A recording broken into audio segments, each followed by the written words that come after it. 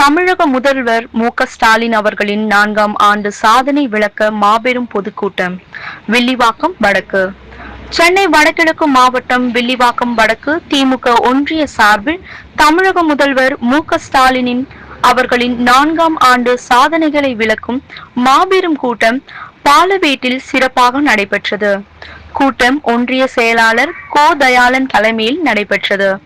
இந்த நிகழ்வில் சிறப்பு அழைப்பாளர்களாக சென்னை வடகிழக்கு மாவட்ட செயலாளர் மற்றும் மாதவரம் சட்டமன்ற உறுப்பினர் MLA S. சுதர்சனம் மற்றும் தலைமை கழக பேச்சாளர் சி. தங்கமணி கலந்து கொண்டு உரையாற்றினார்கள்.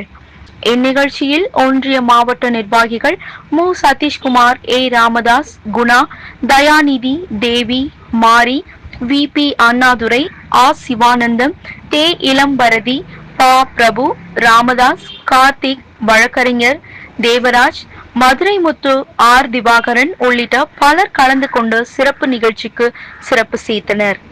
நிகழ்ச்சியின் இறுதியில் பாலவேடு முன்னாள் ஊராட்சி மன்ற தலைவர் சிவானந்தம் நன்றியுரை நிகழ்த்தினார்.